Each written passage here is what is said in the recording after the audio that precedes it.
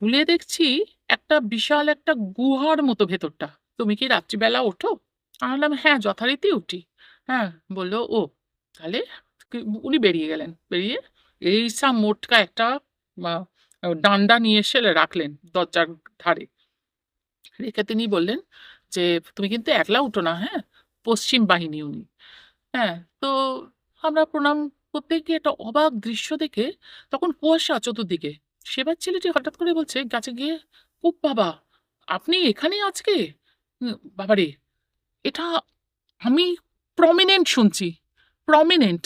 Top, top করে না ৩-৪ টে ফোঁটা আমার মাথার এই কপালে পড়ল। ও কপালে পড়ে ওপর থেকে না গড়িয়ে, গড়িয়ে পড়ছে।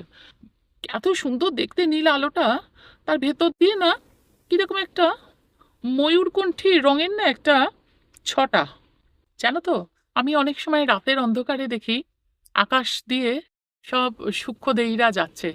হ্যাঁ, তারা জানেন যে আমি দেখছি তাদের। যেসব অলৌকিক কথাগুলো বলেছিলেন, আ যেমন বলেছিলেন এখানে এমন একটা জায়গা আছে, এমন এক মায়ের মন্দির আছে গুহার মধ্যে, যার সামনে পাহারা দেয় মৌমাছিরা।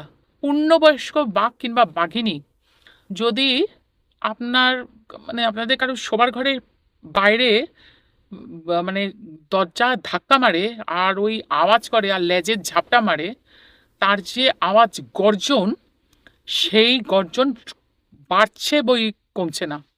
রেলিংটা ধরেই না স্থবির হয়ে গেছি। আমি দেখছি বাবা মানে শিবলিঙ্গর ভেতরে ছবিটা দেখতে, দেখতে যে কি ছবি তুললো দেখতে, দেখতে একটা ছবি দেখে আমাকে দিয়েই বলছে, "দেখো।" আমার হাতে দিতে ওই ছবিটা দেখেই না আমার বুকটা কিরকম কেঁপে উঠেছে। সবথেকে আশ্চর্যের ব্যাপার কি জানো? ওই লিঙ্গটিকে তোলার জন্য ইন্ডিয়া থেকে না, সারা ওয়ার্ল্ড থেকে নাকি আ ডাকা হয়েছিল সব বড়, বড় ইঞ্জিনিয়ারিং সংস্থাকে। তারা অনেকেই এসেছিল, অনেক দেশ থেকে এসেছিল। আশ্চর্যটা কোথায় তারা হয়ে গেছে। নমস্কার প্রিয় দর্শক, আমি সাধক অলৌকিক রহস্য ইউটিউব চ্যানেলের চন্দন চক্রবর্তী বলছি। আপনাদের কাছে কথা দিয়েছিলাম যে আমাদের চ্যানেলের বহু জনপ্রিয় পডকাস্টে অংশ নেওয়া মাননীয় পম্পা চৌধুরীকে আবার আমাদের স্টুডিওতে আনবো নর্মদার কিছু মাহাত্ম্য কথা তুলে ধরার জন্য। দেখুন, নর্মদা চিরকালই ভারতের এক মহান তীর্থভূমি এবং এই তীর্থভূমিতে অজস্র সাধক সাধিকারা হাজার হাজার বছর ধরে তাদের সাধনাকে একটা পর্যায়ে নিয়ে গেছেন। সেই কারণে সাধনার তীর্থভূমি হিসাবে নর্মদা নদী এক উল্লেখযোগ্য স্থান দখল করে রয়েছে। এই নর্মদা তীরেই ঘটে গেছে পম্পাদির জীবনের বেশ কিছু অদ্ভুত অলৌকিক ঘটনা। তার সাথে তিনি পরিচিত হয়েছেন নর্মদার তীরে সাধনায় থাকা বিভিন্ন সাধক সাধিকার সাথে, এবং এমন কিছু অদ্ভুত ঘটনা তার এই নর্মদা যাত্রায় ঘটেছে যেগুলি আজ তিনি আমাদের সাথে শেয়ার করবেন। তা চলুন প্রিয় দর্শক, পম্পাদিকে ডেকে নেব এবং তার ঘনিষ্ঠ সান্নিধ্যে থেকে বেশ কিছু অলৌকিক মহিমা আমরা উপলব্ধি করব। নমস্কার পম্পাদি, সাধক অলৌকিক রহস্য ইউটিউব চ্যানেলে আপনাকে স্বাগত জানাই। এর আগের পডকাস্টে যেগুলো বলেছিলেন তাতে কিন্তু যথেষ্ট আমরা সাড়া পেয়েছি এবং তারা অপেক্ষা করে রয়েছেন, কারণ আপনি লাস্ট এপিসোডে বলেছিলেন যে নর্মদা তীর্থের বেশ কিছু অলৌকিক ঘটনা আমাদের সামনে আপনি আনার চেষ্টা করবেন। তো যাই হোক, কথা বাড়িয়ে কাজ নেই, আমরা পম্পাদির কাছে চলে যাই। পম্পাদি, আপনার এবার যদি কথাগুলো শুরু করেন। ২০০৩ সালে ১ম এ আমার ঠিক ছিল যে আ গঙ্গা মাকে দর্শন করব। তারপরে নর্মদায় যাব। তখনও তপভূমি নর্মদা আ বইটি পড়া হয়নি। ১ম পার্টটা পড়া হয়েছে কিছুটা। খুব ইচ্ছা ছিল আ নর্মদা দর্শন করে মা গঙ্গার কাছে যাব। কিন্তু যেকোনো কারণেই হোক, আগে আমরা চলে যাই গোমুখ। এবং গোমুখে যাতায়াত তো ভীষণ কষ্টের একটা রাস্তা, জার্নি। যেখানে খুব সংকীর্ণ পথ এবং যাওয়ার পথের সঙ্গে পরের দিন আসার পথের কোনো ঠিক থাকে না, কেননা ল্যান্ডস্লাইডে বা অতিরিক্ত বরফের জন্য অবিরত রোডগুলো ভাঙচুর হতে থাকে। ফলে রোড বলে কিছুই নেই, রাস্তা বলে কিছুই নেই, সংকীর্ণ একটা পায়ে চলা পথ। সেই পথ ধরে মা গঙ্গার উৎসমুখ দর্শন করি এবং ফেরার পথে কিছু অলৌকিকতার সম্মুখীন হয়েছিলাম। অলৌকিকতা বললেও ভুল, আবার কিঞ্চিৎ একটু অতিপ্রাকৃত ঘটনা তো বটেই। যেমন আসার সময় আমি যখন হেঁটে ফিরছি, আমার স্বামী আমার মেয়ে ঘোড়ায় করে এগিয়ে গেছে, কেন না আমার মেয়ে হেঁটে পাচ্ছিল না। ওরা তার জন্য আমার স্বামীকেও চলে যেতে হয়েছে আমার মেয়ের সাথে সাথেই। আমি হেঁটে যাচ্ছি, কেননা আমি ঘোড়ায় উঠতে ভয় পাচ্ছি ওই সংকীর্ণ পথ দিয়ে। আমার সঙ্গে চলেছে ঘোড়াওয়ালার ওই বাচ্চা ছেলেটি, তার ঘোড়াটাকে সে ছেড়ে দিয়েছে। সে এবার যখন যাচ্ছে, যেতে যেতে খানিক দূর যাওয়ার পরেই জানলাম যে তার জ্বর এসছে। সে তো আমার হাত ধরে নিয়ে যাচ্ছে না, আমার দুটো হাতে দুটো লাঠি আছে, সেও তার মতো করেই চলছে। এবার গোমুখের রাস্তায় আমরা জানি যে কখনো কখনো ঝড় ওঠে, প্রবল ঝড়, এবং সেই ঝড়েতে এরকম ছোট ছোট নুড়ি পাথর উড়তে আরম্ভ করে, এবং সেগুলো অনেক সময় খুব বেটপকা লেগে গেলে সে বুলেটের মতোই লাগে।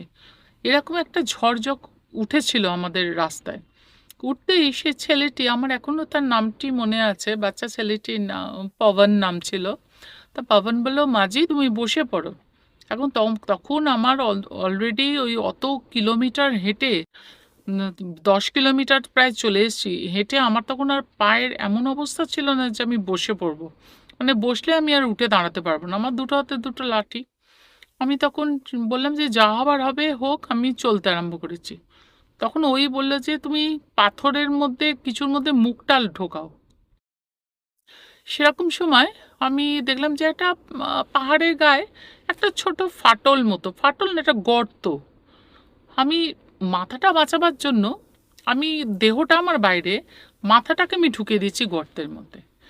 এই গর্তের মধ্যে ঢুকিয়ে আমি তো চোখটা বন্ধ, বাইরে এবার দেখতে পাচ্ছি টুকটাক টুকটাক আওয়াজ হচ্ছে, মানে ওই শিলাগুলো উড়ছে আর কি।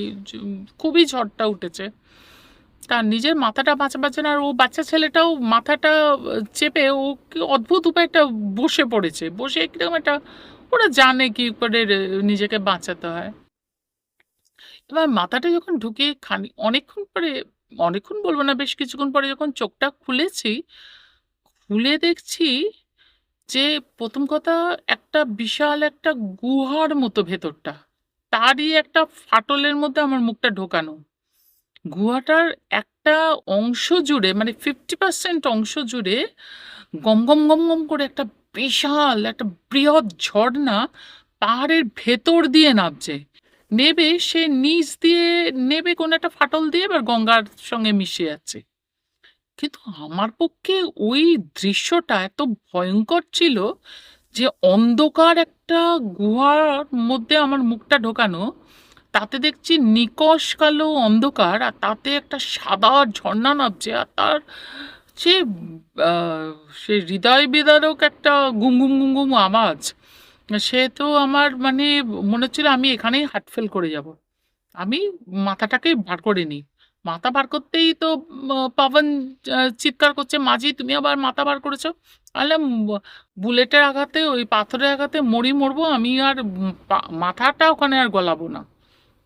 তারপরে যাই হোক, মা গঙ্গার কৃপায়, মা গঙ্গার আশীর্বাদে সমস্ত প্রকৃতি আবার শান্ত হলো। আমি আস্তে ধীরে নামছি, ও আমার পাশে পাশে নামছে। যখন মানে জীবনের বলে না শেষ প্রান্তে পৌঁছে গেছি, প্রায় কত কিলোমিটার যে হেঁটেছি তখন আর আমার মনে নেই। তখন আমার সানবার্ন হয়ে আমার গলা এখান দিয়ে রক্ত বেরোচ্ছে, হাত দিয়ে রক্ত বেরোচ্ছে, গাল ফেটে রক্ত বেরোচ্ছে, পা দিয়ে রক্ত বেরোচ্ছে, এরকম একটা অবস্থা।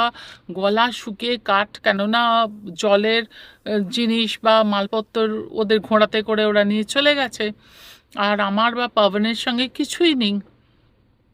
ফলে তখন মনে হচ্ছে এখানেই কখনো একটা কোনো একটা সময় এটা টুক করে ধাক্কা লাগলে, খোঁচট খেলেও আমি পড়বো, পড়ে মরেই যাব। সেরকম একটা সময় দেখছি একটা লম্বা চওড়া একজন সন্ন্যাসী, একটা কৌপিন পরা, হাতে একটা কমণ্ডলু নিয়ে উনি আসছেন, মুন্ডিত মস্তক। উনি একদম সামনের সামনে যখন চলে এসেছে, আমি তখন তার কাছে গিয়ে বলছি, বাবা আমাকে একটু জল দেবে, তোমার কমণ্ডলু থেকে আমার বড্ড তেষ্টা পেয়েছে। উনি খানিকক্ষণ আমার দিকে তাকিয়ে হেসে বললেন, মা এই এই জলটা তো গঙ্গার জল, তুমি হজম করতে পারবে? পারবে না। তুমি এসো, তুমি পৌঁছে গেছো একদম কাছে। আমি বললাম, কোথায়? ও তো অনেক দূর, গঙ্গোত্রী। বললো, না, তুমি চলো। বলে আমাকে খানিক একটুখানি এগিয়ে নিয়ে গিয়ে একটা গাছের পাতার ফাঁক দিয়ে দেখালেন, ওই দেখো তুমি এসে গেছো, তুমি মা গঙ্গা, মা গো, তোমাকে হাত ধরে নিয়ে গেছে না, আবার তোমাকে হাত ধরেই পৌঁছে দিয়েছে। আর কিছুক্ষণ এগোলেই তোমার সঙ্গে কে আছে? আমি বললাম, আমার হাজবেন্ড আছে, আমার মেয়ে আছে। বলে, দেখো ওরা সব ওয়েট করছে, তুমি ধীরে যেরকম গতিতে নেমেছো সেরকম গতিতেই মা গঙ্গাকে ডাকতে ডাকতে চলো। বলো, হর হর গঙ্গে বলো, আমার সঙ্গে বলো। আমার তখন গলা দিয়ে আওয়াজ বেরোচ্ছে না, আমি ওনার সঙ্গে গলা মিলিয়ে হর হর গঙ্গে বললাম। উনি বললেন, যাও বেটি, তুমি পৌঁছে গেছো, মা গঙ্গা তোমার সঙ্গে যাচ্ছেন। আমি কিন্তু আস্তে ধীরে পৌঁছেই গেছিলাম। এবারে চলে আসি, মা গঙ্গাকে দর্শন হলো ভালোভাবে। আহ, এবারে তো ইচ্ছা ভীষণ নর্মদাকে দর্শন করব। তপভূমি নর্মদা আমার সব খণ্ডই প্রায় পড়া, কিছু বাকি আছে। তাই আরম্ভ করব অমরকণ্টক থেকে। সেই মতোই আমরা গেছি। ওখানে বাঙালি মাতাজি নামে যিনি বিখ্যাত ছিলেন, সম্প্রতি উনি দেহ রেখেছেন, ওনাকে রীতা মাও বলতো অনেকে।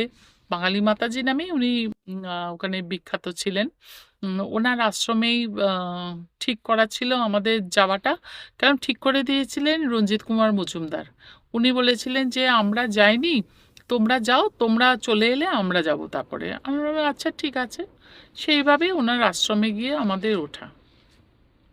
আশ্রমটা তখন তৈরি হচ্ছে, সে মানে কোনো রকমে দুটো ঘর, আর দূরে দূরে দুটো বাথরুম, আর দোতলাটা তোলা হয়েছে। দোতলাতে মা নর্মদার একটি মূর্তি আছে, মায়ের মূর্তি, যে আম, মানে মাতাজি তপস্যার মধ্যে নয়তো নিজের চোখেও দুবার উনি মা নর্মদাকে যে রূপে দর্শন করেছিলেন, সেই রূপেরই উনি বর্ণনা দিয়ে ওই মূর্তিটি বানিয়ে উনি প্রতিষ্ঠা করেছিলেন দোতলার একটি ঘরে। খুব সুন্দর, মায়ের মুখটি খুব সুন্দর, ছোট্ট মায়ের এটি মূর্তিটি কালো কষ্টি পাথরের, মানে কালো পাথরের, খুব সুন্দর।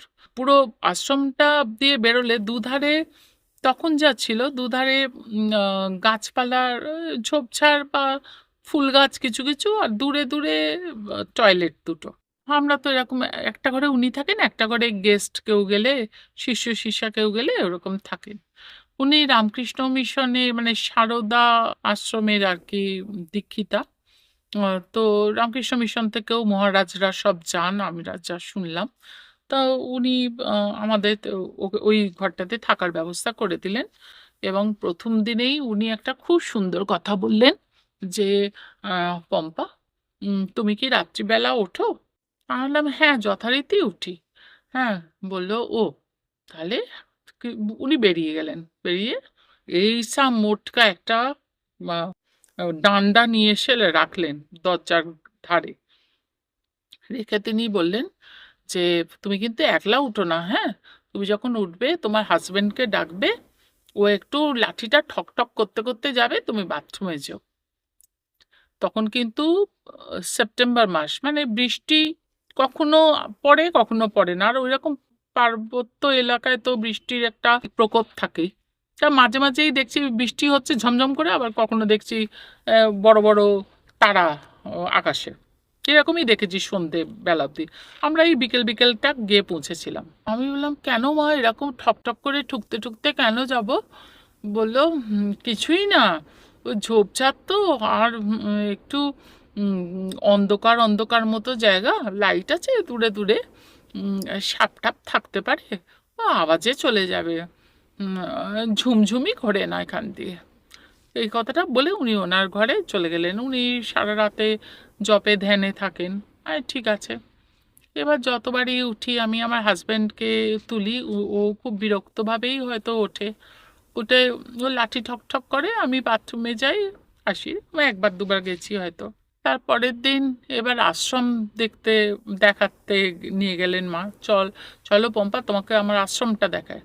তাই এই ঘর ও ঘর সব ঘুরে ঘুরে দেখছি, আমাদের যেখানে উনি শুতে দিয়েছেন তা আমার ঠিক একটা খাটে আমি আমার মেয়ে শুয়ে, একটা খাটে আমার হাজবেন্ড শুয়ে। তো মাথার দিকটাতে খাট বলতে কিছু নয়, খাটটা হলো বড় বড় ট্রাঙ্ক আছে, ট্রাঙ্কের ওপরে একটা ওই তক্তা পাতা, তার উপরে বিছানা করে ওই রকম করে দুটো খাট বানানো। যাই হোক, আমার আমার আর আমার মেয়ের মাথার কাছে যে একটা দেখছি বড় দরজা, দরজাটা খুলতে মানা করে দিয়েছিলেন মা, যে খুলো না, কিন্তু আমরা খুলিও নি, প্রয়োজনও পড়েনি। ওদিক দিয়ে যখন ঘুরে আমাদের নিয়ে গেলেন সেই বন্ধ দরজার ওই পারে, গিয়ে দেখি বিশাল বড় একটা বট কিংবা অশ্বত্থ গাছ, বট গাছই মনে হয়, তার নিচে এক শ্বেত পাথরের একটি শিবলিঙ্গ, নন্দী আছেন। আর জায়গাটা না কিরকম একটা কিরকম একটা যেন, মানে ভক্তির থেকে ভয় লাগে বেশি, একটু ছমছমে, একটু ঠান্ডা স্যাঁতস্যাঁতে, যেন মনে হয় মানে কোনো একটা শক্তি ওখানে বিরাজ করছে, একটা শক্তির উপস্থিতি আছে। হুম, আমি না বেশিক্ষণ আর থাকতে পারিনি, আর মনে মনে ভাবছি বাপরে, এ তো আমার মাথার একদম দরজাটার ওই পারেই। যাই হোক, যতই হোক শক্তি মানে তো বাবাই, ওখানে তো বাবাই আছেন, মানে শিব প্রতিষ্ঠিত। বাবাকে ভক্তি ভরে প্রণাম করে এবারে আমি এবার নিজের ঘরে এসেছি, তখন অনেকটাই ভোর, সকালবেলা 6টা নাগাদ, কিন্তু চতুর্দিক কুয়াশায় ঢাকা। তো আমাদের এবার খুব ইচ্ছা মাকে দর্শন করতে যাব, নর্মদা মাকে মন্দিরে যাব, পুজো টুজো দেবো, সেই মতো সমস্ত কিছু নিয়ে টিয়েছি, যা যা করার দেওয়ার সব নিয়েছি। তো মা বললেন যে এবার তোমরা রওনা হও, এই কুয়াশা কেটে যাবে, কিছুক্ষণ পরেই কেটে যাবে, বৃষ্টি হচ্ছে তো, ওই জন্য কুয়াশা, পাহাড়ের মাথায় ঠান্ডা পড়েছে, কুয়াশা পড়েছে। তা গাড়ি এসে তো আশ্রম থেকেই গাড়ি ঠিক করে দেওয়া হয়েছিল, গাড়িতে করে তো আমরা চলে গেছি মন্দিরে। মন্দিরে গিয়ে তো ঠাকুরমশাই হাতে সমস্ত জিনিস টিনিস দিলাম, ঠাকুরমশাই বললেন একজন মা বলে দিয়েছেন ওনাকে, উনি ওই জন্যে ওখানকার একজন সেবায়েত কাম গাইড, মানে অল্প বয়স্কই একজন, একজন ওনাকে এ করে দিলেন যে তুমি একটু ঘুরিয়ে ওনাদের দেখিয়ে দাও। তো সেই সেবায়েত তো অল্প বয়স্কই ছেলে, আমাদের সঙ্গেই যাচ্ছে, ঘুরে ঘুরে দেখাচ্ছে এই শিব মন্দিরে, সবার মাহাত্ম্য বলছেন। কোথাও কোথাও আসল যেখানে উদ্গম, উদ্গমটার কাছে গিয়ে দেখলাম একটা ছোট্ট পুকুর, ছোট্ট পুকুরও না, চৌবাচ্চা মতো, সামনে শিবের মূর্তি, নর্মদা ওখান থেকেই উঠছেন, নিচ দিয়ে উঠছেন, উঠে উনি একটা জায়গা দিয়ে প্রবাহিত হয়ে একটা বড় কুণ্ডে পড়ছেন, সেখান দিয়ে আর একটা বড় কুণ্ডের মাধ্যমে তারপর নদী রূপে উনি বেরিয়ে যাচ্ছেন, পশ্চিম বাহিনী উনি। হ্যাঁ, তো আমরা প্রণাম করতে গিয়ে একটা অবাক দৃশ্য দেখে, তখন কুয়াশা চতুর্দিকে, আমরা ওই 4জন দাঁড়িয়ে, আমরা 3জন আর ওই সেবায়েত ছেলেটি, সেবার ছেলেটি হঠাৎ করে বলছে গাছে গিয়ে, ও বাবা, আপনি এখানে আজকে? উম, বাবারে, বলতে আমরাও পাশে গিয়ে দাঁড়িয়েছে, পাশে হচ্ছে কি হয়েছে, ও আর কিছু বলছে না, চুপ করে ইশারা করে দেখাচ্ছে, দেখছি একটা এরকম জলঢোড়া সাপ, সে না অদ্ভুতভাবে এটা জবা ফুল নিয়ে না খেলছে, একদম খেলছে, মানে জবা ফুলটাকে ধরছে, ফুক করে ছুঁড়ছে, জবা ফুলটা তো খানিকটা দূরে চলে যাচ্ছে, মানে লঙ্কা জবা, ফুটন্ত জবা না, লঙ্কা জবা, আবার তাকে ধরছে, আবার ফুক করে ফেলছে, এরকম পুরো কুণ্ডটা ঘুরে একটা জবা ফুল নিয়ে খেলছে। হতে পারে সাপ খেলতেই পারে, আমরা দেখি না বলে, কিন্তু আমরা তো দেখিনি অন্তত এরকম সিন। ইভেন কি ওই সেবায়েতকে দেখেও মনে হলো ছেলেটিকে দেখে ও দেখেছে কিনা, বা দেখলেও রেয়ার হয়তো দেখেনি, মানে ও অবাক হয়েই তাকিয়েছিল। এবারে আমরা জিজ্ঞেস করছি, আমরা কোনো কথা বলতে গেলে ও না ইশারা করে চুপ করে যেতে বলছে, আমরা অনেকক্ষণ ধরে দেখছি তার যত রকমের কসরত, আবার মাঝে মাঝে আবার ওই শিবের নিচের স্টেপটাতে গিয়ে আবার বিশ্রাম নিচ্ছে, আবার খানিকটা পরে গিয়ে আবার ওই জবা ফুলটিকে নিয়ে খেলছে। এই সময় দেখলাম একটা দল এলো হৈ হৈ করতে করতে, তারা এসে কি একটা দেখে আরো সবাইকে চিৎকার করে ডাকছে। এই চিৎকারেতে মানে মিনিটের মধ্যে দেখলাম সাপটি ফুলটুল সব ফেলে দিয়ে কোথায় নিচে ঢুকে গেল। এবার সেবায়ত বললো, এদের জন্য ঢুকে গেল, নাহলে আরো একটু দেখতে পেতাম, এনাকে দর্শন পেতাম। তখন আমি জিজ্ঞেস করলাম যে কি ব্যাপার, এটা ওয়াটার স্নেক, তো জলে থাকতেই পারে। বললো না, আপনারা জানেন না, এই যে কুণ্ডটা দেখছেন, কুণ্ডর অনেকটা ডিপ, একদম নিচেতে এক স্বয়ংভূ শিব আছেন, আর তাকে জড়িয়ে ধরে বসে থাকে এই সাপটি। আর ওই শিবের চারধার দিয়ে বাবলসের মতো ওই জল ওঠে এর থেকেই, ভূমিভেদ করে। আর সেটাই কুণ্ডতে পরিপূর্ণ হয়ে তারপরে নদীর রূপ নিয়ে ওই একটা কুণ্ড থেকে বড় কুণ্ড, বড় কুণ্ড থেকে আরও বড় কুণ্ড হয়ে নদী রূপে প্রবাহিনী হয়ে যায়। বছরে একবার নাকি এই জলটা তুলে ওই শিবকে স্নান করানো হয়, আরও পুজো আর্চা করে তারপর জায়গাটা পরিষ্কার করা হয়, তখনই নাকি এই সাপটিকে নাকি দেখা যায়। আর কখনো কদাচিৎ দেখা যায়, এ নাকি দেখাই দেয় না। তাই এই ঘটনাটা খুব আমাদের মনে রেখাপাত করে। তো আমাদের প্রণাম টনাম করে এবার পুজো আশ্রা দিয়ে ভালোভাবে বেরিয়ে চলে এলাম। মাকে কিছু বলিনি, মানে আশ্রমের মাকে কিছু বলিনি। এবার যখন সন্ধে হলো, মা বললেন যে যাও, এবার সন্ধ্যা আরতিটা তোমরা দেখে দেখে এসো, কেন তোমরা কাল বাদে পরশু তো এখান থেকে আবার রওনা হবে আর একটা জায়গায়। আবার গাড়ি এলো, আবার আমরা সন্ধ্যা আরতি দেখতে গেলাম। এই সন্ধ্যা আরতি যখন দেখতে গেলাম তখন ওই সকালের মধ্যে টিপ টিপ করে খুব অল্প হলেও বৃষ্টি পড়ছে, খুব অল্প বৃষ্টি পড়ছে। এবার সন্ধ্যা আরতি আরম্ভ হলো। মা নর্মদা এর সামনে, পেছনেও মা আর এক মায়ের মূর্তি, মধ্যিখানে চাতালটাতে আমরা সবাই দাঁড়িয়ে মায়ের দিকে মুখ করে, প্রথমে মা নর্মদার পুজো হবে, তারপরে এইদিকে পুজো হবে। মা নর্মদার পুজো আরম্ভ হলো। এবার ওদের কাঁসো ঘন্টার সঙ্গে জয় ঢাক বাজে। জয় ঢাক বাজতে যেই আরম্ভ করলো, সেই মুহূর্ত থেকে আমার খালি মনে হচ্ছে আমি সারাক্ষণ শুনছি জয় ঢাকের ভেতর থেকে আওয়াজ উঠছে জয় মা, জয় মা। এটা আমি প্রমিনেন্ট শুনছি, প্রমিনেন্ট। আমি আমার হাজব্যান্ডকে বলছি, আমার মেয়েকে বলছি, ইভিন কি সেই সেবায়েত, সকালে সেবায়েত, তাকে বলছি, সে শুনে না প্রণাম করলো, কোনো কথা বললে না, আমার হাজব্যান্ড শুনতে পাচ্ছে না। আমার না তখন না সারা মানে মাথার চারধারে মনে হচ্ছে ওইটা ভাইব্রেট করছে, জয় মা, জয় মা, জয় মা। আর ও তো বেজেই যাচ্ছে না, যতক্ষণ আরতি হচ্ছে বেজে যাচ্ছে। করতে করতে করতে করতে টপ টপ করে না 3-4টে ফোঁটা আমার মাথার এই কপালে পড়লো। ও কপালে পড়ে ওপর থেকে না গড়িয়ে গড়িয়ে পড়ছে। যে মুহূর্তে বললো, আমি আমার হাজব্যান্ড আমি মেয়েকে বললাম জল পড়ছে দেখ। আমি দেখালাম জলটা। এবারে ওপরে তাকিয়ে দেখি ওপরে তো খুব সুন্দর কংক্রিটের ছাদ, মানে মন্দির সুন্দর করে সাজানো। আমি ভাবছি কোথা দিয়ে জল পড়লো, কারণ তখন তো জলের আরতি কিছু হচ্ছে না, তখন ওই এমনি আরতিই হচ্ছে। হ্যাঁ, ভেবেছি তাহলে কোথা দিয়ে পড়লো, তাহলে কি বাইরের জল, বৃষ্টিও তেমন হচ্ছে না কিন্তু জলটা পড়লে টপ টপ করে। হ্যাঁ ঠিক আছে, এদিকে তো জয় মা করেই যাচ্ছে, হয়েই যাচ্ছে।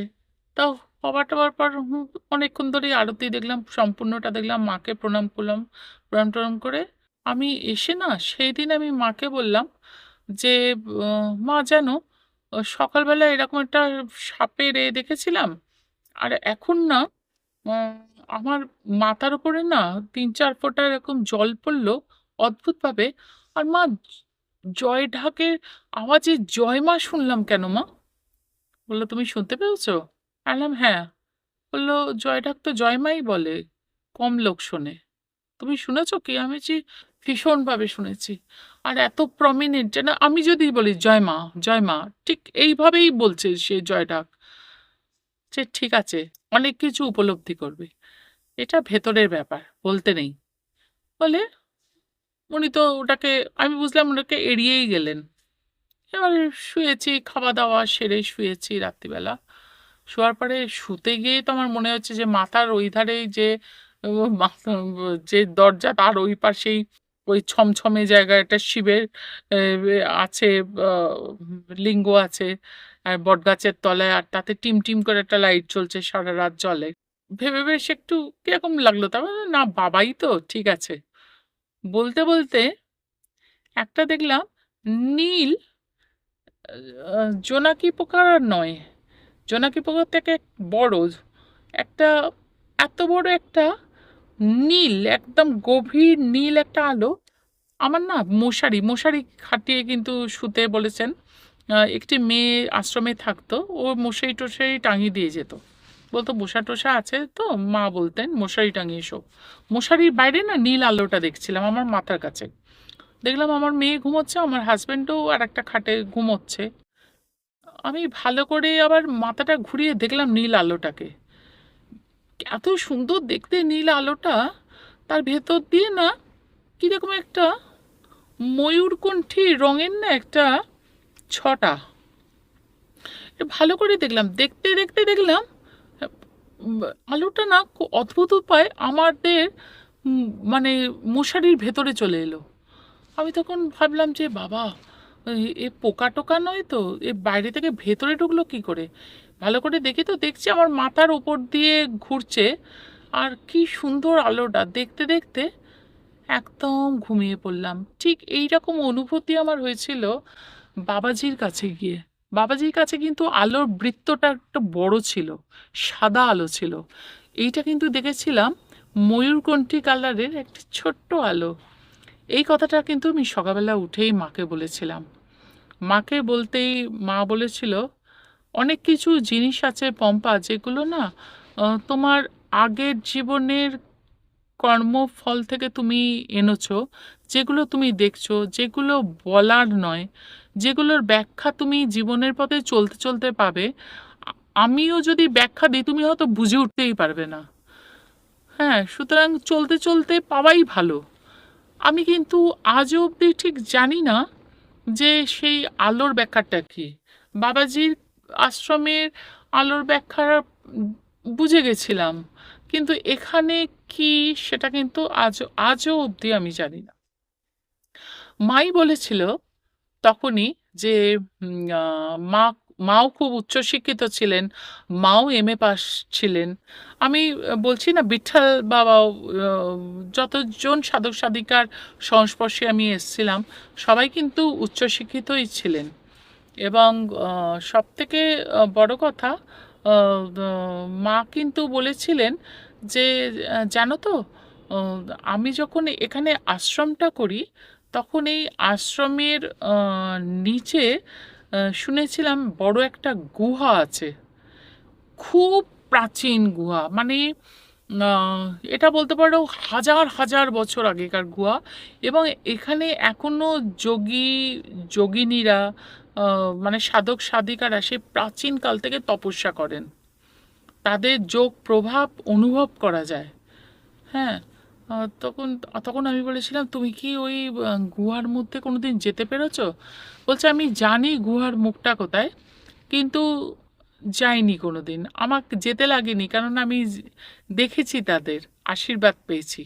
জানো তো, আমি অনেক সময় রাতের অন্ধকারে দেখি আকাশ দিয়ে সব সূক্ষ্মদেহীরা যাচ্ছে। হ্যাঁ, তারা জানেন যে আমি দেখছি তাদের।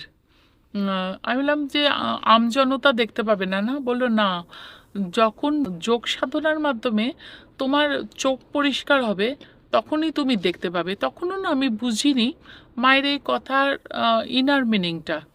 এখন বুঝি যে যোগের মাধ্যমে চোখের দৃষ্টি স্বচ্ছ হলে অনেকগুলো ডাইমেনশন ক্রস করে দেখা যায়। হয়তোবা আমি ভুল, আহ, সেরকমই কিছু উনি বলেছিলেন। সেই প্রসঙ্গে উনি যেসব অলৌকিক কথাগুলো বলেছিলেন, আহ, যেমন বলেছিলেন এখানে এমন একটা জায়গা আছে, এমন এক মায়ের মন্দির আছে গুহার মধ্যে, যে যার সামনে পাহারা দেয় মৌমাছিরা। তুমি যদি শুদ্ধ শরীরের না হও, শুদ্ধ আত্মা না হও, মৌমাছিরা তোমাকে ভেতরে ঢুকতে দেবে না, কিন্তু শুদ্ধ আত্মা হলে ঢুকতে দেবে। তোমাকে আমি নিয়ে যেতাম পম্পা, কিন্তু এখন যেহেতু বৃষ্টি হচ্ছে, খুব রিস্কি ওখানে যাওয়াটা। হ্যাঁ, তখন আমি বলেছিলাম, "পরের বার যদি আসি" বললো, "পরের বার তুমি এসো, তোমাকে আমি নিয়ে যাবো ওইখানে।" বললাম, "যদি আমাকে মৌমাছিতে ছেঁকে ধরে কি করবে?" বললো, "তাহলে তুমি বাইরে থাকবে, আমি ভেতরে ঢুকে যাবো।" বলে উনি খুব হাসলেন, হা, হা করে হাসলেন। হ্যাঁ? তারপরে আমি তখন বললাম যে, "মা আচ্ছা বলো তো তুমি ১ম দিন আমাদের বলেছিলে যে ঝুমঝুমি কোনো ভয় নেই।" বলল, "ঝুমঝুমি বা রোজ বেরোয় না, বেরোলেও ও নিজের মতো থাকে। ও একবার করে প্রদক্ষিণ করে ও নিজের ডেরাতে থাকে।" আমি বলি, "তুমি বলো তা মা ঝুমঝুমিটা কে?" তারপরেই শুনলাম ঝুমঝুমি আর কেউ না, একটি র্যাটেল স্নেক, মানে অত্যন্ত বিষধর একটি সর্প। আমি বললাম, "বাবা, মা তুমি এইরকম জায়গায় আমাদের বলছো দুমদুম করে লাঠি ঠুকে ঠুকে যেতে আর আসতে, ভাগ্যিস ঝুমঝুমির পাল্লায় পড়িনি।" বলে, "কিচ্ছু হবে না, আমার এখানে থেকে কারুর কিছু হয়নি, কিচ্ছু হবে না। তোমার নিজের ওপর বিশ্বাস নেই? তুমি যা দেখলে যা শুনলে, তোমার নিজের ওপর বিশ্বাস নেই? হুম, এটা তো আমি মানতে পারলাম না।" মার কাছ থেকে খুব আদর স্নেহ যত্ন পেলাম। ২-৩ দিন ছিলাম, তারপরে ওখান থেকে চলে গেছিলাম আমরা নর্মদা তট পরিক্রমা নয়, কয়েকটি জায়গা দর্শনের জন্য। যদিও সেটা অনেক বড় একটা ভ্রমণ ছিল। সেগুলোই আমি একের পর এক আপনাদের বলছি। প্রথমে আমরা গেলাম এরপরে আহ, জব্বলপুরে। জব্বলপুরে মা বললেন যে তোমরা এই আশ্রমে গিয়ে উঠবে। আশ্রমে দরজা খোলা থাকে রাত্রির 11টা অবধি। ওখানে গিয়ে তখন তো ফোনটা অতটা উম, ছিল না সকলের কাছে। আম, অতটা সবাই সড়গড়ও ছিল না ফোনে।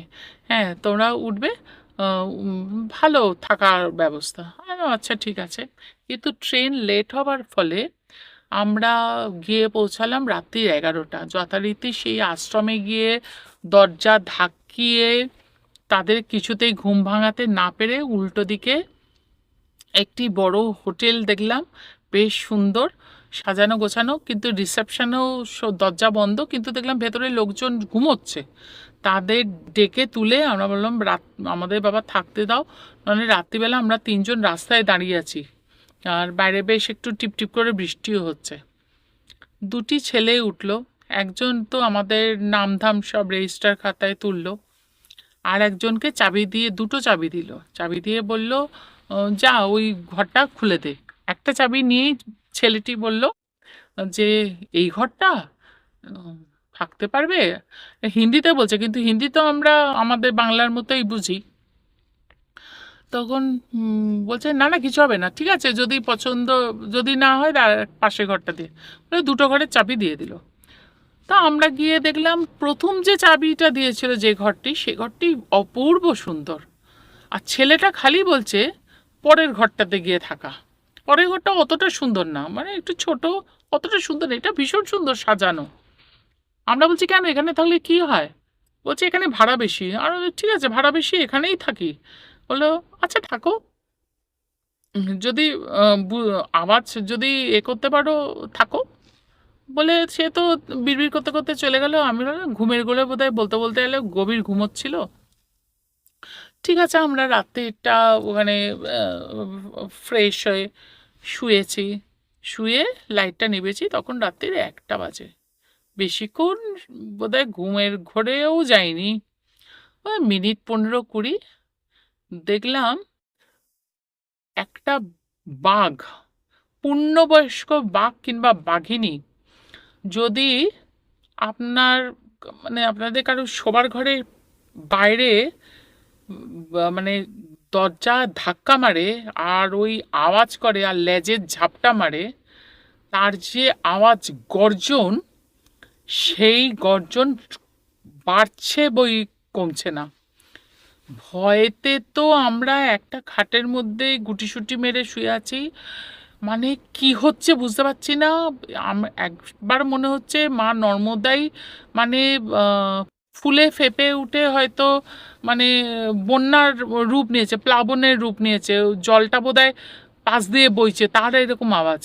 আবার ভাবছি বাঘ এলো জব্বলপুরের মতো জায়গায়, সেটাও ভাবছি, ভেড়াঘাটের আশেপাশেই আছি।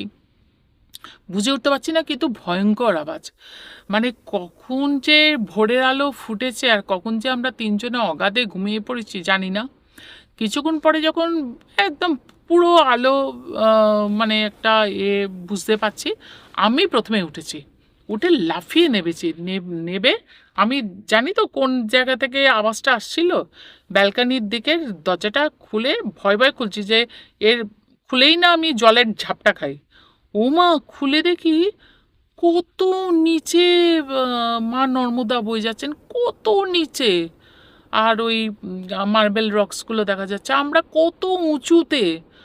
তারপরে যেটা, হোটেলের মালিক উনি খুব সুন্দর বাংলা বলেন, পরে যখন আমাদের সঙ্গে আলাপ হলো আমাদের বলেছিলেন গল্পটা, যে ওই ঘরটাতে কেউ থাকতে পারে না, কেন জানো?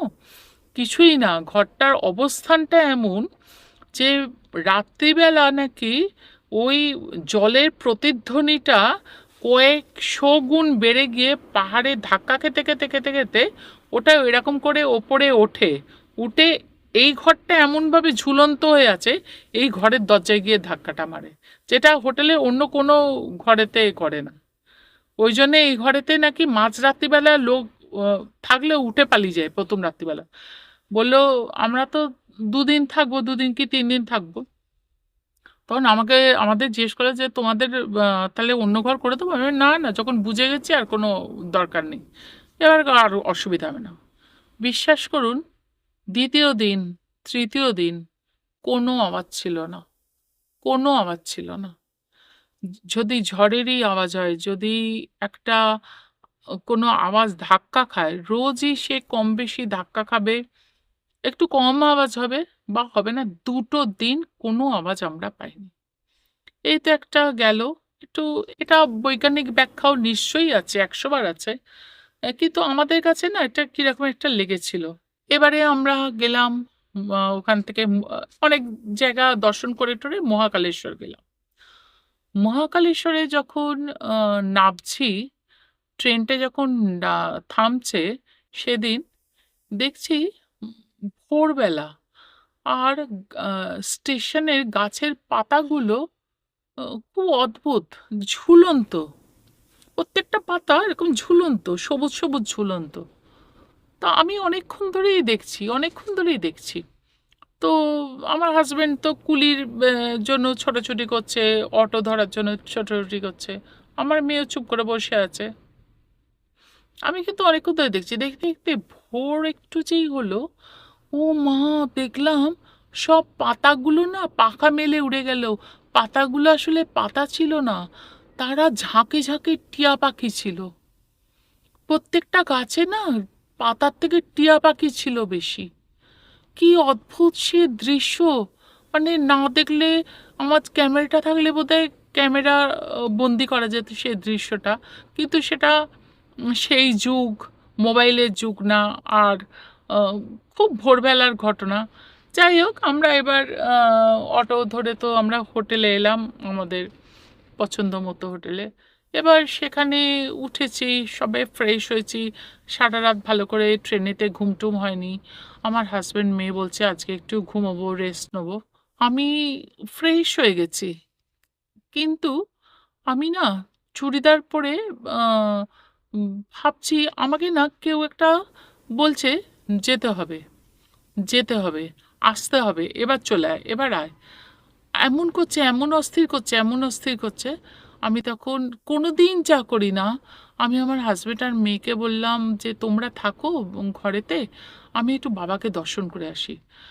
আর তখন আমার হাজব্যান্ড বললো তুমি পারবে, কারণ মহাকালেশ্বর মন্দির বিশাল বড়, তার অনেক নিয়ম কানুন, এখানে এটা রাখতে হয়, সেখানে ওটা রাখতে হয়, তুমি পারবে? হ্যাঁ, আমি পারবো।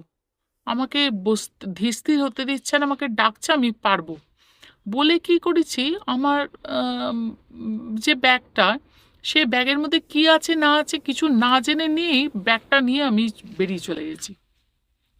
বেরিয়ে চলে গিয়ে এবার সামনে যে অটো পেয়েছি, সেই অটোকে বলেছি যে আমাকে মন্দিরে নিয়ে চলো। সে তো গুছিয়ে আমাকে নিয়ে গেছে, তারপরে বলছে এখান থেকে ফুল কেনো, ফুল টুল কিনে টিনিয়ে দিয়েছে।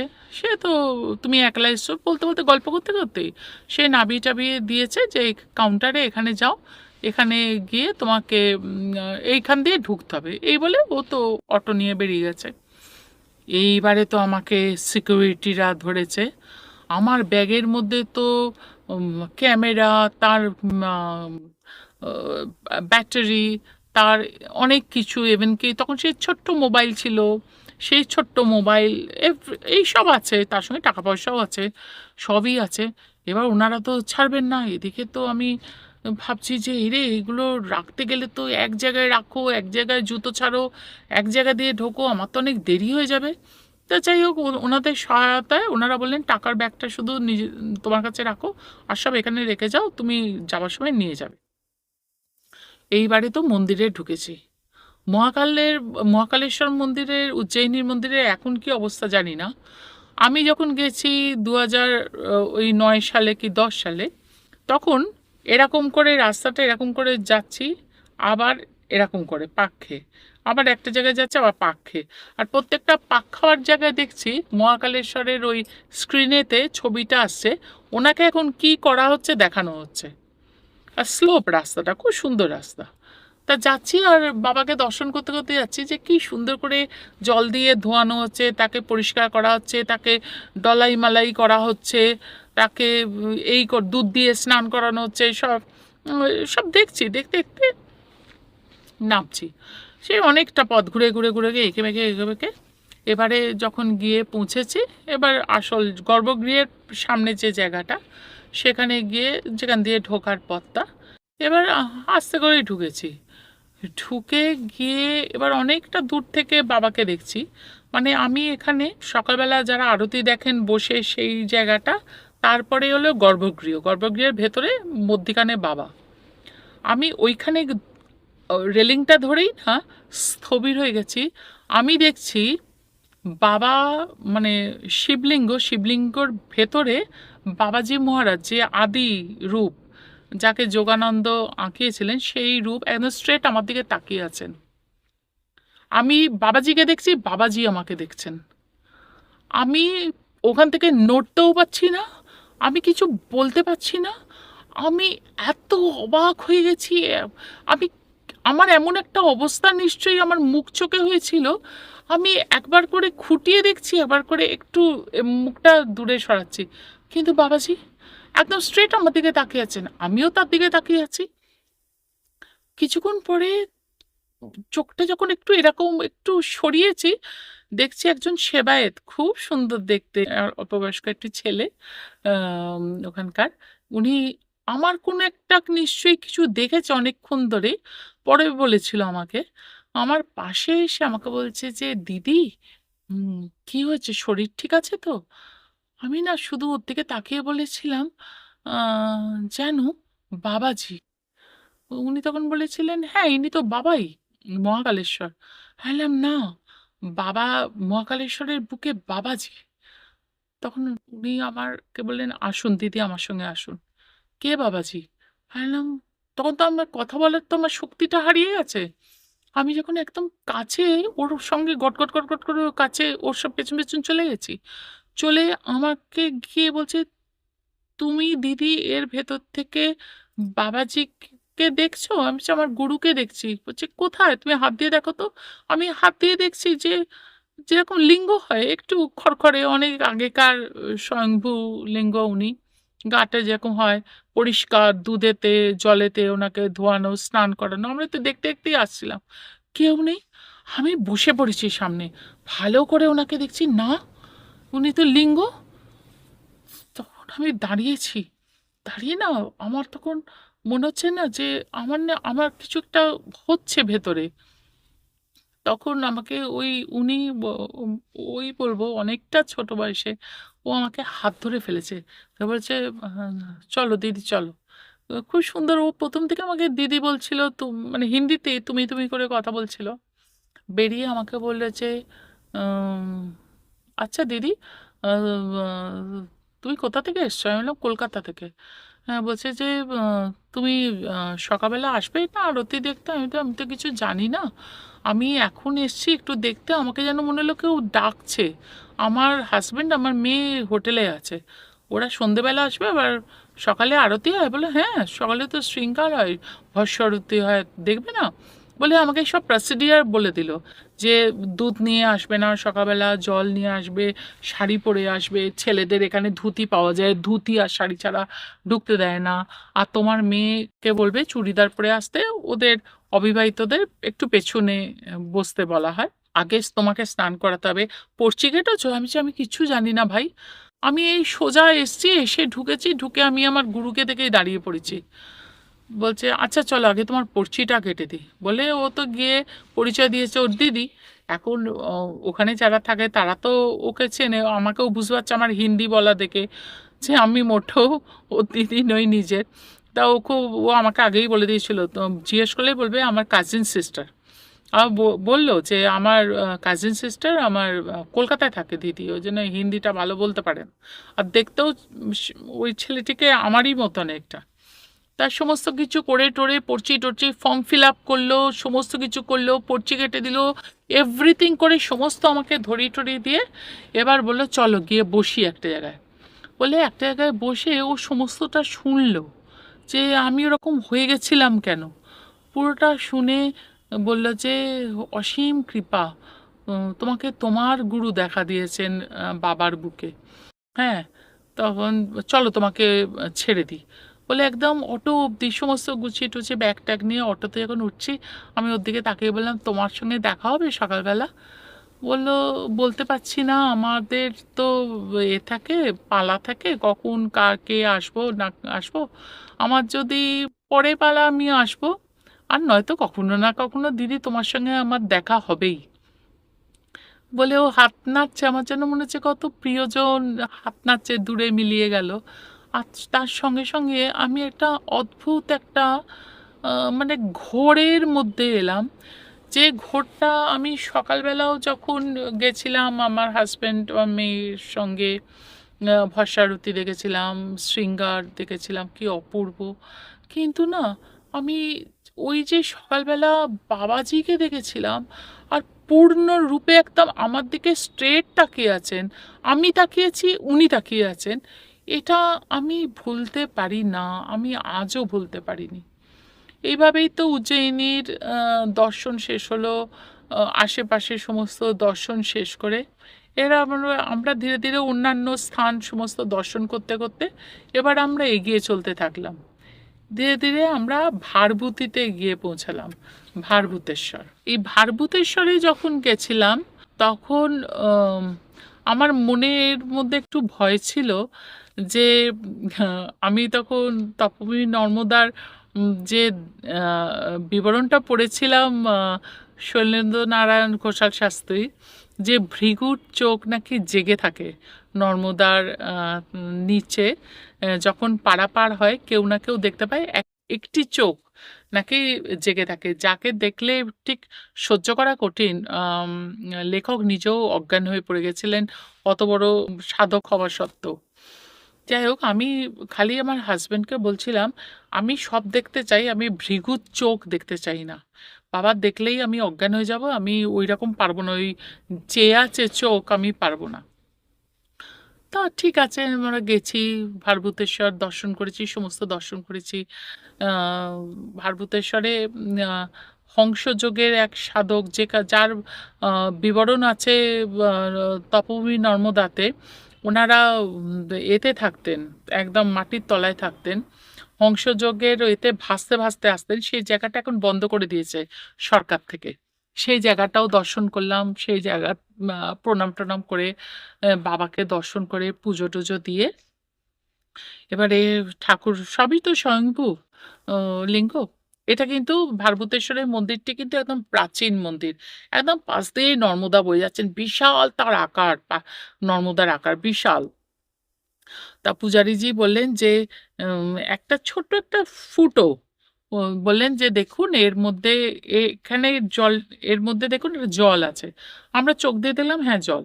বললো এখানে যে জলটা আছে এটা কিন্তু গঙ্গার, এটা কিন্তু নর্মদা না। এখানে যিনি তপস্যারত ছিলেন, কোনো একজন মুনি ঋষির কথা বললেন। তার সাধন বলে মা গঙ্গা এখানে আবির্ভূতা হয়েছিলেন। ওই ফুটোর ভেতর দিয়ে এখনো যে জলটা দেখছেন ওটা কিন্তু গঙ্গা থেকে আসে, এটা কিন্তু নর্মদা না। আমরা প্রণাম করলাম। এবার আমার হাজবেন্ড এরকম করে ছবিটা, সবার ছবি তুলছে তো, তখন তো এমনি ক্যামেরা, এরকম করে ছবিটা তুলেছে। ছবিটা তুলে নিয়ে আমরা বেরিয়ে গেছি। এবারে এই রাস্তা দিয়ে ও ছবিটা উম দেখতে, দেখতে যে কি ছবি তুললো দেখতে, দেখতে একটা ছবি দেখে আমাকে দিয়েই বলছে, "দেখো।" আমার হাতে দিতে ওই ছবিটা দেখেই না আমার বুকটা কিরকম কেঁপে উঠেছে। একটা মানুষের চোখ যদি আপনি এরকম করে তাকিয়ে থাকেন, খুব কাছ থেকে যদি তার ছবি তোলা হয়, শুধু মণিটা আর মণির পাশে দেখবেন এইদিকে দুটো শিরা আছে। ঠিক যেন ওই ছবিটাতে উঠেছে ওই মণিটা আর তার পাশের দুটো শিরা। একদম কেউ এরকম করে তাকিয়ে আছে। আর মণির ভেতরে যে একটা আ লাইটের যে আ একটা রিফ্লেকশন, সেটাও কিন্তু আ ওইটার মধ্যে দিয়ে দেখতে পাচ্ছি। যেন একদম পুরো একদম চোখ। আমার দেখেই না আমার মনে হলো ওই বারবার করে বলেছিলাম না আমি ভৃগুর ঋষির চোখ এরকম জাগ্রত ওরকম দেখতে পারবো না, আমি সহ্য করতে পারবো না। উনি বোধহয় মানে বলে না সেই আমার সঙ্গে একটু মজা করলেন, একটু ছোট্ট করে একটু আমাকে ধাক্কা দিয়ে বললেন, সবকিছু সহ্য করতে শেখো বা সবকিছু দেখে মানে গ্রহণ করতে শেখো। উনি একটু বোধহয় কৌতুকই করলেন আর কি। আমার মনে হলো। আমি তো সঙ্গে, সঙ্গে ওটাকে বললাম, "এবার বন্ধ রাখো। ওটা আর আমার কাছে চালিও না।" আমি পরবর্তীকালেও যতবার দেখি ওইটা আমার যেন মনে হয় ওরকম একটা চোখ, মানে মণি একদম স্ট্রেট আমার দিকে তাকিয়ে আছে, যার পাশ দিয়ে দুটো শিরা। এইটা ভারভূতেশ্বরে আমার খুব অলৌকিক লেগেছিল।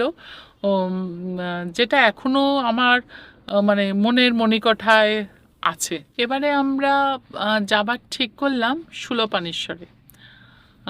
তপোবনী নর্মদায় আমার সবথেকে আশ্চর্য যে শিবলিঙ্গ বর্ণনা লেগেছিল লেখকের লেখা থেকে, সেটা হলো শূলপাণেশ্বরের শিবলিঙ্গ।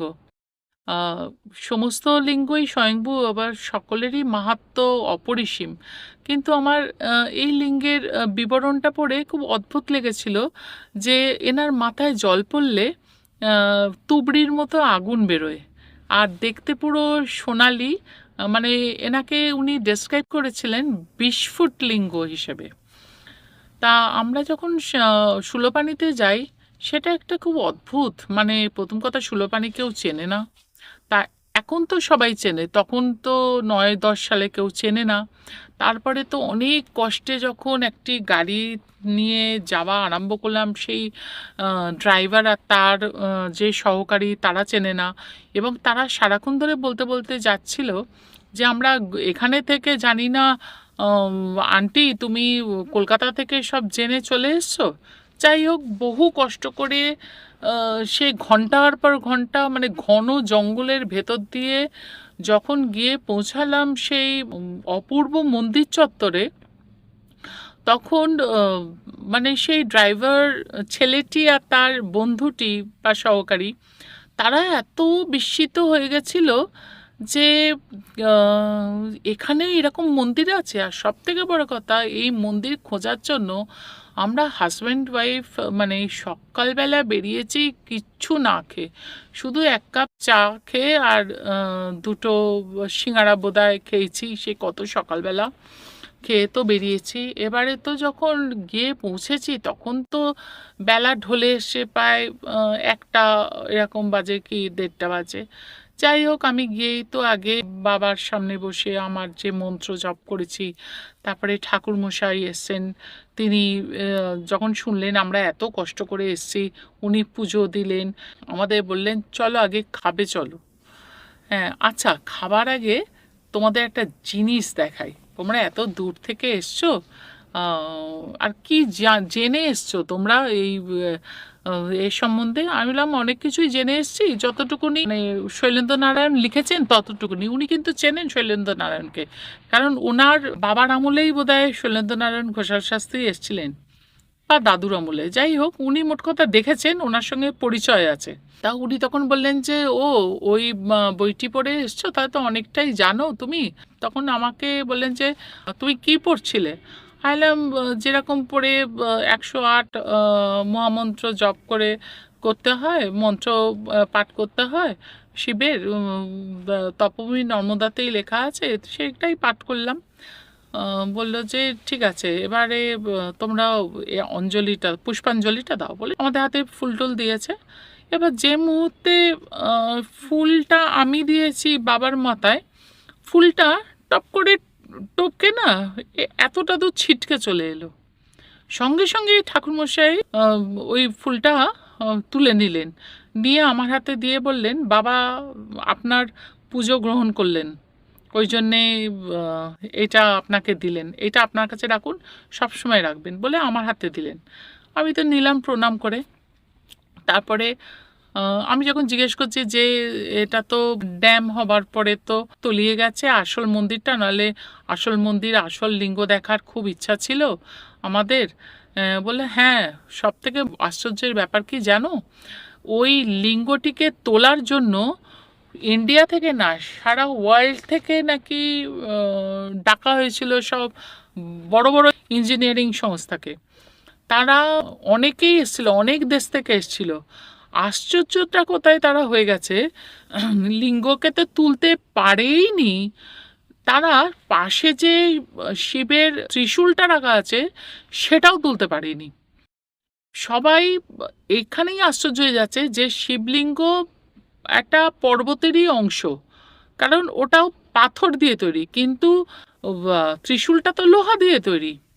যা কথিত আছে ওটা নাকি নিজের ত্রিশূলটা নাকি ওখানে ছুঁড়ে শিব মেরেছিলেন, আর মহাদেব মারতেই পাশ থেকে স্বয়ংভূ লিঙ্গ জাগ্রত হয়, আর ওই ত্রিশূলটা ওখানে ঢুকে যায় আর কি। তার কোনো এন্ড পাওয়া যাবে না আমাদের চোখের সামনে, জানো, বড় বড় মেশিন ফরেন থেকে এসছে, কিন্তু না ত্রিশূলের এন্ড পাওয়া গেছে, না ওই লিঙ্গের এন্ড পাওয়া গেছে। ফলে সবাই হাল ছেড়ে দিয়ে শেষে যেই অভিষেক করে, যে মুকুট পরে, যে মুখ পরে যে ওনাকে শৃঙ্গার করানো হয়, রূপোর সাপটিকে নিয়ে নিয়েছে, যে সাপ নাকি শিবেরই গলার সাপ নাকি ছুঁড়ে তখন দিয়ে দিয়েছিল, রূপো হয়ে গেছিল, সাপটা রূপোতে পরিবর্তিত হয়ে গেছিলো সেই প্রাচীন যুগে। তারপরে তো অন্য কথা, অন্য পুরাণ অন্য কথা বলে। সেই সাপটিকে নিয়ে আসা হয়েছে, আর ওই মুকুটটিকে নিয়ে আসা হয়েছে, আর কিছু কিছু ইভিন কি পাশে যে ছোট পার্বতীর মূর্তি, গণেশের মূর্তি, লক্ষ্মীর মূর্তি, কারুর মূর্তি তোলা যায়নি, কারু খেয়ে একটি মানে ইঞ্চিও নড়ানো যায়নি, তো বটে তোলা যায়নি, মানে খুঁড়ে তোলা যায়নি। ফলে সরকার থেকেই বলা হয়েছে যে ছেড়ে দাও, যে যেখানে আছে সেখানেই থাক, ওনারা আসবেন না, যাকে নিয়ে যাওয়া হচ্ছে তাকেই নিয়ে যাওয়া হোক। এইবারে তো এখানে বললেন যে এই যে লিঙ্গ, এখান থেকেও কিন্তু একদম ব্রহ্ম মুহূর্তে যে ভস্মারতি হয়, বোধহয় শনি মঙ্গলবার বা সোমবার, প্রত্যেক সোমবার, তখন কেউ যদি আসে তখন কিন্তু ওই স্পার্কটা দেখলেও দেখা যায়। কিন্তু এখানে উজ্জয়িনীর মতো ভস্মারতি মেয়েরা একদমই দেখতে পায় না, উজ্জয়িনীতেও ঘুমটা দিয়ে মুখ ঢেকে ফেলতে হয়, এখানে দেখতেই পাওয়া যায় না, মেয়েদের ঢোকা মানা, পুরুষরাই শুধু দেখতে পাবে। আমার স্বামীকে বলা হলো তুমি যদি থাকো এখানে তাহলে তুমি দেখতে পারবে, কারণ আমরা যখন গেছিলাম রোববার বোধহয় গেছিলাম, কিন্তু আমাদের তো ফেরার একটা ব্যাপার আছে। তো উনি সমস্ত যখন দেখলেন যে আমাদের চলে আসতে হবে, তখন বললেন, আমার হাজব্যান্ডকে বললেন, আচ্ছা তোমাদের একটা জিনিস দেখায়, দেখো তুমি তো সায়েন্সের স্টুডেন্ট, তোমার কি বিশ্বাস হবে, বলে লিঙ্গকে জড়িয়ে আছে যে বড় রূপোর সাপ, সাপটিকে উনি বলছেন, দেখো এই সাপটি কিন্তু ফাঁপা, রূপো দিয়ে তৈরি ফাঁপা, বলে সাপটিকে এরকম করে দু হাত দিয়ে তুলছেন নামাচ্ছেন যেরকম হয়। হ্যাঁ, তো আমরা তো তাকিয়ে আছি ওনার দিকে, তখন আমার হাজব্যান্ডের দিকে তাকিয়ে বলল যে তুমি এই সাপটিকে তুলতে পারবে এরকম করে। তো আমার হাজব্যান্ড বলছে হ্যাঁ তুলতে পারবো। বলে তোলো তো দেখি। বলে উনি খুব এজেড পার্সন ছিলেন, বয়স্ক মানুষ ছিলেন, আমাদের তুমি করেই কথা বলছিলেন। তো আমি একটু সরে যেতাম, আমার হাজব্যান্ড আমার পাশ দিয়ে তুলতে গিয়ে বলছে, ওরে বাবা, মানে তোলা তো দূর, মানে নাড়াতে পারছে না। ও তখন কি করেছে, এরকম করে ঘুরে গেছে, ঘুরে গিয়ে যেখানে জনিপিঠ এরকম করে আসা, সেখান দিয়ে পারছে না, তখন ওই দিকে ঘুরে গেছে। ওই দিকে ঘুরে এবার তো ভালো হাতটা পেয়েছে, বলছে এবারে টেনে তুলে দেবো বলে সাপ, সেই সাপকে এরকম তুলছে, গলাটা ধরে এরকম করে তুলছে, বলছে আমার দিকে তাকিয়ে বলছে, আমার যেন মনে হচ্ছে একটা পাথরের থেকে একটা পাথরের মূর্তিকে যদি আমি টেনে তুলতে যাই, যেরকম একটা অ্যাবসার্ট সেরকম। তখন ঠাকুরমশাই দিকে তাকিয়ে বলছে যে আপনার দিক থেকে নিশ্চয়ই তোলা যাবে। বলছে কেন, তোমার মনে হচ্ছে এখানে কোনো কিছু আছে কারসাজি? বলছে তা জানি না, আপনার দিক থেকে তোলা যাবে। বলে আচ্ছা, তাহলে আমার দিকেই এসো বলে উনি ওনার আসনটাকে সরিয়ে দিলেন। কারণ ওনার আসনে ওনাদের বংশ পরম্পরায় বা একদম ওই মন্ত্র না পেলে, একটা স্পেশাল মন্ত্র, ওই মন্ত্র না পেলে ওই আসনে কেউ বুঝতে পারে না। আসন সরিয়ে দিলেন, সরিয়ে দিয়ে জলের ছিটা দিয়ে শুদ্ধি করে দিয়ে এবার ওকে, আমার হাজব্যান্ডকে বললেন যে এসো এখান থেকে দেখো। তা আমার হাজব্যান্ড ভেবেছে ওখানে নিশ্চয় কোনো ক্লিপ টিপ আছে, ওখান থেকে উনি তুলছেন না পাচ্ছেন, তুলছেন না পাচ্ছেন, আমরা কোনো দিক দিয়ে পাচ্ছি না। ও তো ভালো করে বেশ শুয়ে পড়ে এরকম করে দেখলো যে কোনো ক্লিপ আছে কিনা, কিছুই দেখতে পাচ্ছে না। তারপরে আবার এদিক দিয়ে শুয়ে পড়ে দেখছে যে কোনো ক্লিপ আছে কিনা, কোথাও কিছু পাচ্ছে না, কিছু দেখতে পাচ্ছে না। তখন এইবারে সর্বশক্তি দিয়ে দাঁড়িয়ে পড়ে সাপকে ধরে আগে একেবারে ঠেলতে চেষ্টা করছে তাকে। সে নড়া তো দূর, এরকম ঠেলছে হচ্ছে, শেষে দেখছি ঘামছে, ঘেমে হাল ছেড়ে দিয়েছে, দিয়ে বলছে আমার এটা সম্ভব না তোলা। ঠাকুরমশাই আবার জায়গাটা শুদ্ধ করলেন, আসন পাতলেন, বসলেন, বসে বললেন শোনো, এনাকে নড়ানোর সাধ্য পৃথিবীর কারণ নেই, যতক্ষণ না এই আসনে বসার যোগ্যতা সে অর্জন করছে, কেউ অর্জন করছে, সে ছাড়া কেউ এনাকে নাড়াতে পারবে না। আমরা বংশানুক্রমিকভাবে বা গুরু শিষ্য পরম্পরায় আমরা সেই স্পেশাল মন্ত্র জানি, যে মন্ত্র দ্বারাই ইনি নড়েন। আমরা এইটা শুনে আশ্চর্য হয়েছিলাম যে এরকমও হয় যে মন্ত্র না জানলে উনি নড়েন না, এদিকে ফাঁপা। আবার যখন আমার হাজব্যান্ড সরে যাচ্ছেন, তখন উনি যে হাতটা দিচ্ছেন না, এরকম একটা আঙুল দিয়ে এরকম এরকম এরকম এরকম করছে, ও টুকটাক উঠছে নামছে, উঠছে নামছে, খুব অদ্ভুত লাগলো। তারপরে উনি বললেন যে সারাদিন তো বোধহয় তোমাদের মুখ দেখে মনে হচ্ছে কিচ্ছু খাওনি। আমরা বলছি না, এত দূরে এসছি, খাবো কি, কারণ আমরা তো রাস্তাও চিনি না। উনি তখন বললেন বসো, বলে বাইরে একটা জায়গা আছে, একদম তৈরি করা বেদি, চেয়ার, আমাদের বসতে বললেন। তারপরে যা নিয়ে এলেন না, ওইরকম একটা ফরেস্টের মধ্যে, ওই রকম একটা, মানে 4টে বাজে ওরকম একটা সময় আমরা খেয়েছিলাম ঘিয়ে ভাজা ছোট্ট ছোট্ট কচুরি, পোলাও, পায়েস, পনিরের তরকারি, সব ঘিয়ে তৈরি, আর তার সঙ্গে এমনি একটা ভাজি। বিশ্বাস করুন, মানে ওই সময় খাবো না চোখের জল মুছবো সেটা না বুঝে উঠতে পারিনি। আমার বারবার মনে হচ্ছে, আমার হাজব্যান্ডও বারবার বলছিলেন যে তুমি তোমার বাবার কাছে এসছো তো, ওই দেখো তোমাকে না খাইয়ে রাখবে না।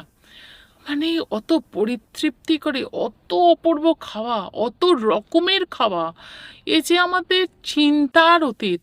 আমরা কিন্তু ওইখানে খেয়েছিলাম, আমরা উপভোগ করেছিলাম, কতক্ষণ ছিলাম, তারপর আমাদের তো ব্যাক করতে হবে। যখন আমি চলে আসছি, তখন ঠাকুর মশাই, মানে পূজারীজির যিনি ওয়াইফ, তিনি বেরিয়ে এসছেন, পূজারীজি ডেকে এনেছেন আমাকে। উনি জিজ্ঞেস করলেন আপনি কোথা থেকে এসছেন, আপনারা শুনে টুনে বললেন যে আপনাকে দেখে মনে হচ্ছে জানেন, আপনার হাতে ভোগ রান্না করলে উনি নেবেন। আমি তখন বললাম আপনি কি জানেন আমি কিন্তু ব্রাহ্মণ নই, আমি কায়স্থ, আর আপনাদের এখানে এত রীতি রেওয়াজ। বললো যাই হোক, আজকে তো হয়ে গেছে ভোগ, পরের বার যখন আসবেন আমার সঙ্গে আপনি ভোগ রান্না করবেন, আপনার হাতের ভোগ দেবো। এটা মানে ওনার ওয়াইফ বলেছিলেন, আর তাতে সম্মত হয়েছিলেন পূজারীজি। এটা খুব একটা আশ্চর্য লেগেছিল। এতক্ষণ ধরে পম্পাদি সাধন জগতের অনেক গুপ্ত রহস্য, অজানা কথা, সেগুলো এবং যেটা আমাদের মুখের কথা, দৈব অলৌকিক ঘটনা ব্যক্ত করলেন, এবং সেইগুলো শুনে আমরা ভক্তি স্নাত হলাম এবং এটুকু বুঝলাম যে অনেক কিছুই আমাদের অজানা, এবং সেইটুকু জ্ঞানভাণ্ডার নিয়ে অন্তত ভারতীয় সনাতন ধর্মের আধ্যাত্মিকতার বিচার করাটা বোধহয় ঠিক সাজে না।